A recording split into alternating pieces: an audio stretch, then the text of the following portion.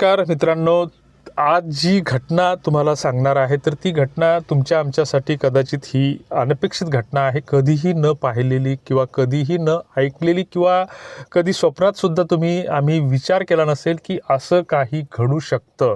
मात्र ही नेमकी घटना काय आहे, कुठली आहे, कशाची आहे, याच संदर्भात आपण थोडक्यामध्ये चर्चा करणार आहोत. तेव्हा या चॅनलवर जर तुम्ही पहिल्यांदा असाल तर हे चॅनल तुम्ही सबस्क्राईब केलं पाहिजे. जी घटना आहे तर ही मुलीच्या संदर्भातली आहे आणि मुलाच्या संदर्भातली आहे. मग ती मुलगी तुमचीही असू शकते, माझीही असू शकते, तो मुलगा तुमचाही असू शकतो, माझाही असू शकतो. मात्र हे नेमकं काय आहे, याचं स्वरूप काय आहे, याबाबतच आपण चर्चा करणार आहोत. की आपण एक महाराष्ट्राची जी काही ओळख आहे तर एक सांस्कृतिक जी काही पारंपरिक ओळख आहे की पुरोगामी महाराष्ट्र म्हणून आपण एक ओळख निर्माण केलेली आहे. की अनेक सांस्कृतिक पारंपरिक संदर्भ आपण देत असतो, ऐतिहासिक संदर्भ देत असतो आणि हे संदर्भ सांगत असताना जी काही महाराष्ट्राची जी काही ओळख आहे तर ती कुठेतरी आता हरवत चाललेली आहे किंवा बुडत चाललेली आहे. आणि मग अशीच एक प्रातिनिधिक स्वरूपाची घटना तुम्हाला मी सांगत आहे किंवा दाखवणार आहे. की हे एक पुणे शहर आहे. पुणे शहर म्हणजे ज्ञानाचं, संस्कृतीचं, संताचं, विद्येचं माहेरघर. पुणे तिथं काय उणं या नावानं ते ओळखलं जातं. परंतु आज जी काही घटना घडली तर ती घटना आहे एफ.सी. रोड, हिंजवडी, वाकड, खराडी, कात्रज अशी अनेक ठिकाणांची नावं तुम्हाला घेता येतील. हॉटेलच्या बाहेर उभ्या असलेल्या मुली सिगारेट ओढत असताना तुम्हाला दिसतात. ह्या कधीही आम्ही आयुष्यात कल्पनाही केली नसेल की गावखेड्यातून आपण ज्यावेळेस एखाद्या वेळेस आपला मुलगा किंवा मुलगी शिक्षणाच्या निमित्ताने, नोकरीच्या निमित्ताने, व्यवसायाच्या निमित्ताने किंवा रोजगाराच्या निमित्ताने पुण्यामध्ये असतात किंवा तिथं खोली करून भाड्यानं राहतात.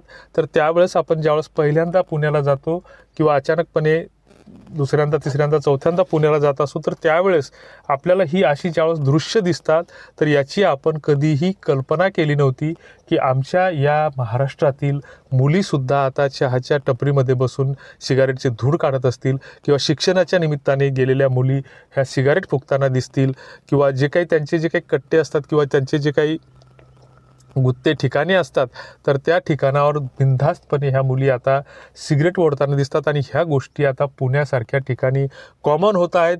उद्या चालून छत्रपती संभाजीनगर, कोल्हापूर, सोलापूर, नागपूर तर आता कॉमन झालेलं आहे. परंतु आपली जी काही छोटी शहरं आहेत, मग अकोला, वाशिम, बुलढाणा अशा ठिकाणीसुद्धा तुमच्या आमच्या मुली हे शिक्षणाच्या निमित्ताने गेलेल्या असताना सिगारेट ओढताना दिसतील. आता ही संख्या ही काही सार्वत्रिक आहे असं आम्ही बोलत नाही आहे. मात्र ही संख्या सध्या बोटावर मोजण्यासारखी आहे. मात्र या गोष्टींना जर आपण वेळीच आवर घातला नाही तर येणारा भविष्यकाळ कसा असेल हे वेगळं सांगायची गरज नाही. आता पुण्याला एकीकडे आपण सांस्कृतिक राजधानी म्हणतो आणि मग या सांस्कृतिक राजधानीमध्ये हे असं का घडतंय? पण हे पुण्यातच घडतंय असं नाही. मुंबईमध्ये ह्या त्या गोष्टी सर्रास होत्या आहेत. जे काही आणखीन मेट्रो सिटी असतील, आमच्या नागपूरसारख्या ठिकाणीसुद्धा ह्या गोष्टी घडत आहेत. मग शिकायला, नोकरीसाठी किंवा स्वप्न रंगवण्यासाठी गेलेली आमची जर पिढी इथं जाऊन इतकी एकटी का होते किंवा स्वतःला इतकी बिनधास्त का समजते किंवा इतकी असुरक्षित का बनते आहे, याबद्दल आम्ही समाजधुरीणांनी सर्वांनी विचार करणं गरजेचं आहे. मग हा फक्त दोष त्या मुलामुलींचा आहे का, त्या तिथल्या परिस्थितींचा आहे की आपल्या व्यवस्थेचा आहे, आपल्या समाजाचा आहे, की आपण जो काही स्मार्टपणा अवलंबलेला आहे किंवा पाश्चात्य संस्कृतीचं जे काही अंधानुकरण आपण करणं सुरू केलेलं आहे तर त्या गोष्टीचा आहे. या गोष्टींचा विचार करणं कुठंतरी गरजेचं आहे असं आम्हाला वाटतं. कारण पाश्चात्य संस्कृतीच्या अंधानुकरणाखाली जे काही आपण नवीन संस्कृती, परंपरा सांगत असताना त्याच्यातून जे काही पायंडे निर्माण केलेले आहेत तर ते सकृत किती, विकृत किती याचा आपण कधी विचारच करत नाही. आणि हा विचार करत नाही म्हणून त्याचे परिणाम हे असे समोर येते आहेत. आणि अशा स्थितीमध्ये तुमच्या आमच्या मुलामुलींची लग्न जुळत नाहीत, जुळली तर टिकत नाहीत. काल परवा तुम्ही मागच्या आठवड्यामध्ये एक बातमी वाचली असेल किंवा पाहिली असेल चॅनलवर, सगळ्याच लिडिंग चॅनलवर ती बातमी आलेली आहे की 24 तासाच्या लग्नाचा घटस्फोट झाला. म्हणजे 1.5 वर्षापर्यंत तो खटला प्रलंबित चालला की लग्न झालं मुलामुलींचं, त्यांचं ते लव्ह मॅरेज होतं की अरेंज मॅरेज होतं त्याबद्दल आपल्याला बोलायचं नाही. मात्र लग्न झाल्याच्या नंतर ते नवरा बायको पती पत्नी म्हणून फक्त 24 तास एकत्र राहिले आणि 24 तासांमध्येच 24 तासाच्या नंतर त्यांनी एकमेकांपासून विभक्त होण्याचा म्हणजे घटस्फोट घेण्याचा निर्णय घेतला दोघांच्याही संमतीनं. आणि दोघंही घटस्फोटासाठी तयार असताना मग ज्यावेळेस त्यांनी घटस्फोटासाठी न्यायालयाकडे अर्ज केला तर न्यायालयाकडे अर्ज केल्याच्या नंतर न्यायालयाच्या नियमानुसार किंवा कायदेशीर तरतुदीनुसार कमीत कमी 18 महिन्याचा कालावधी लोटणं आवश्यक असतं लग्न होऊन. आणि मग त्याच्यामुळं त्यांना घटस्फोट दिला गेला नाही आणि मग त्यांना तो 18 महिन्याचा कालावधी लग्न झाल्याच्या नंतर पूर्ण करावा लागला. आणि ज्या वेळेस 18 महिन्याचा कालावधी पूर्ण झाला तर त्यावेळेस त्यांना रीतसर घटस्फोट दिला गेला. मग त्याच्यानंतर त्याला दुसरी बायको भेटेल नाही भेटेल, तिला दुसरा नवरा भेटेल नाही भेटेल, कसा असेल कसा नसेल याबाबत आपण विचारच न केलेला बरा. आज जवळपास 11 लाखापेक्षा अधिक खटले हे प्रलंबित आहेत. महाराष्ट्रामध्ये जी काही कौटुंबिक न्यायालयांची जी काही अवस्था आहे तर ती अतिशय भयंकर अशी बनलेली आहे की दर दिवसाला अनेक खटले कौटुंबिक न्यायालयामध्ये दाखल होतात. घटस्फोटासाठी 498च्या केसेस वेगवेगळ्या दाखल होतात.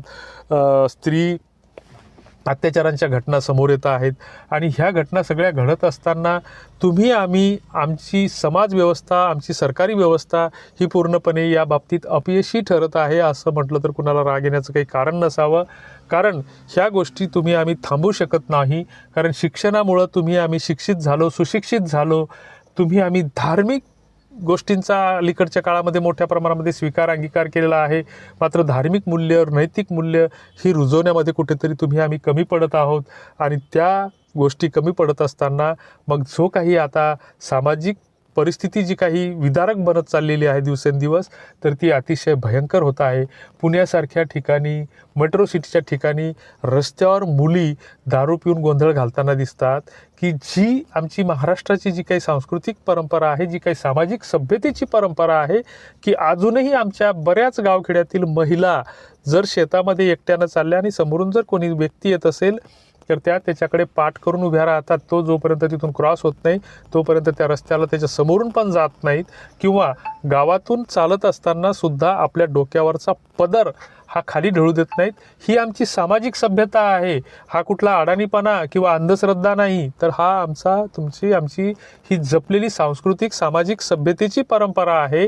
आणि आमच्या मुली आता बिनधास्त लग्नानंतर सुद्धा जीन्सच्या पॅन्ट्सवर फिरू लागलेल्या आहेत, लिपस्टिक लावू लागलेल्या आहेत. त्या लिपस्टिकचे काय रंगरंगोटी करायला लागलेल्या आहेत की बातम्या येतात पेपरमध्ये की नवरात्रामध्ये सगळ्यात जास्त कंडोमची विक्री होते. म्हणजे ह्या बातम्या कुठल्या दृष्टीनं आमच्यासाठी अभिमानाची गोष्ट आहे. या गोष्टीवर विचार करणं गरजेचं आहे असं आम्हाला वाटतं. तुम्हाला काय वाटतं ते कॉमेंट बॉक्समध्ये तुम्ही नक्की कळवलं पाहिजे. आणि निदान समाज जरी आपण बदलू शकलो नाही तरी बदल हा स्वतःपासून होत असते. जर आपण बदललो तर समाज आपोआप बदलत असतो. तेव्हा आपण आपल्या मुलांना या पाश्चात्य संस्कृतीच्या अंधानुकरणापासून जर तुमची मुलं लहान असतील तर दूर ठेवण्याचा प्रयत्न केला पाहिजे.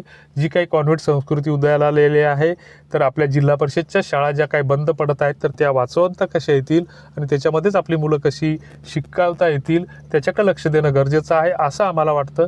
तुम्हाला काय वाटतं ते कॉमेंट बॉक्समध्ये नक्की कळवा. तुर्तास धन्यवाद.